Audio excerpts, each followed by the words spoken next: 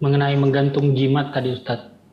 Eh, Jika seseorang itu menggantungkan jimat atau misalnya dia memiliki, ibaratnya kalau orang Bugis Makassar kan biasa punya badik begitu Ustadz. Tapi mereka masih meyakini bahwa dia meyakini bahwa benda itu bisa mendatangkan manfaat, tapi mereka meyakini bahwa manfaat itu tetap dari Allah. Seperti itu Ustaz. Apakah ini termasuk syirik? Apakah syirik asgar atau syirik akbar? Iya. Senjata itu hal yang kita butuh ya. Kita butuh dengan senjata untuk melindungi kita gitu. Kalau senjata sekedar dipahami seperti itu, misalnya orang ke hutan dia bawa senjata atau bawa parang gitu kan, bawa apa mau ke hutan, dan itu nggak ada masalah. Itu bukan nggak masuk kesyirikan. Tapi kalau diyakini benda tadi mendatangkan keberkahan, maka ini masuk kesyirikan. Nah, nanti dia masuknya ke syirik besar atau syirik kecil tergantung. Kalau dia meyakini benda itulah yang mendatangkan keberkahan, bukan dari Allah, maka itu masuk dalam syirik besar. Tapi kalau pusakanya tadi, senjatanya tadi diyakini sebagai perantara, Allah memberikan keberkahan dengan itu, dengan bendanya tadi, dengan pusakanya atau senjatanya tadi, maka itu nanti masuk dalam syirik kecil. Karena dianggap Allah kan yang kasih, ini kan cuma perantara. Maka masuk dalam syirik kecil. Nah, kenapa masuk dalam kesyirikan?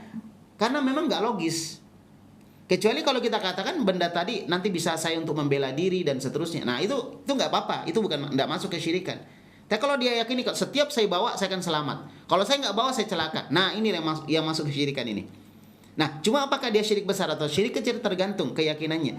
Kalau dia meyakini cuma senjatanya itu aja yang bisa mendatangkan keberkahan atau kebaikan, bukan Allah, maka masuk dalam syirik besar.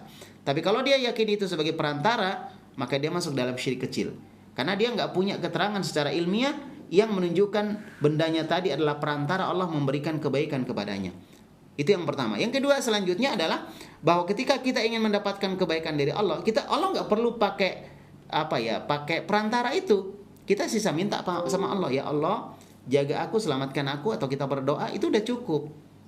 Alaihissallahu bikafin abda, kata Allah. Bukankah Allah itu sudah mampu untuk mencukupi hambanya gitu. Jadi Allah nggak butuh. Nah, kalau misalnya kita berharap kepada Allah, tapi berharap juga kepada senjata kita yang kita yakini bisa menyelamatkan kita, bisa menjaga kita dari kejelekan misalnya, maka seakan-akan Allah ini nggak cukup, nggak bisa sendiri gitu. Maka Allah itu udah bisa sendirian, tanpa bantuan benda-benda tadi Allah bisa sendiri. Lalu pertanyaannya adalah, apakah nggak boleh kita bawa senjata? Boleh, kalau diyakini untuk membela diri, bukan dengan keyakinan bahwa dia bisa menyelamatkan kita. Setiap kita bawa kita pasti selamat, kalau kita nggak bawa kita celaka. Bukan keyakinan seperti itu, tapi keyakinan untuk membela diri, maka insya Allah nggak ada masalah. Jadi masalahnya bukan di badiknya, bukan di kerisnya, bukan di rencongnya, ya kan? Bukan itu masalahnya. Tapi masalah keyakinan kita terhadap benda tadi. Disitulah masalahnya. Ya, jadi jangan diklaim, waduh Ustadz nggak senang dengan senjata-senjata. Enggak, bukan masalah itunya, tapi pada masalah keyakinan seseorang. Karena kita akan jadi lemah dengan keyakinan seperti itu, karena kita akan lepas dari Allah, atau akan terbagi ketergantungan kita kepada Allah dan kepada selain Allah.